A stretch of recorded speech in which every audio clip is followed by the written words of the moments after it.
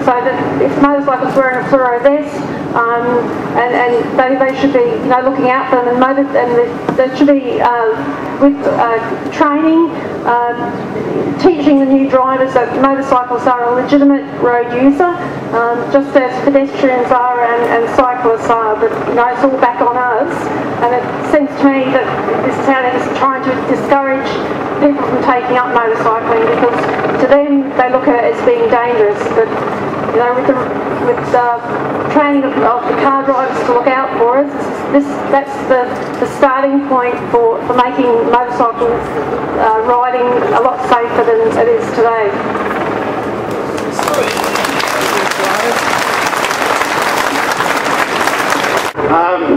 Had a couple of things mentioned.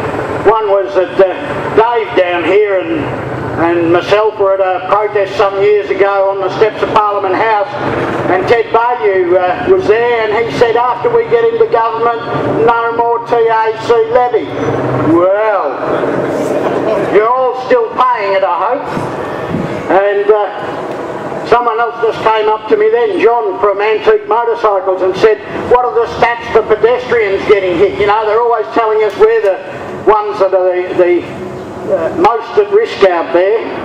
But the fact is, in the recent police operation to crack down on jaywalking and bicycles on footpaths and things, the police said that 75% of vulnerable road users, that's bicycles, pedestrians and us, 75% of our injuries were caused by car driver error.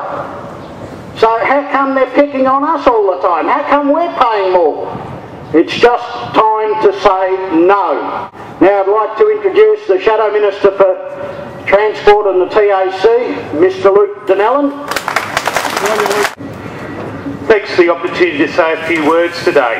As some people have already told me, have come up to me and spoken to me this morning, have said this, it's very much a lifestyle, my bike. It's not a recreation. It's not something I use to get to work, even though it might, but it's a lifestyle. And if someone was saying that, you know, you pretty much would have to give up your lifestyle, I could understand why people would be bloody angry. So I understand where people don't want to do things like, say, wear the fluorescent vests and the like, because they like to dress as they want to. Now, if I was told I had to dress a certain way every morning because I'm a politician, I'd be bloody annoyed. You know, so I can understand why. I think for me the most important thing here above all else is road safety. It's a shared responsibility. It's not just the bike riders, it's not just the car drivers, it's not the pedestrians, it's the whole lot. And it's no use blaming bike riders for an accident where, I guess like the ad with the TAC, a bike rider is coming out of an intersection, well, car's come out of an intersection, hasn't seen a bike rider, and the bike rider's supposedly at fault. Well, logic would dictate that's ridiculous. At the end of the day, if you want people to behave more safely on the roads, you've got to get them on board. And I can tell you all the feedback I'm getting from people from who ride bikes from all parts of the community is they're very pissed off with those ads. Those ads aren't going to actually change my behaviour because I've done nothing wrong there. Are they going to change the behaviour of the car driver? Well, unfortunately, when the car driver's not being blamed, no, they're not going to change their behaviour either.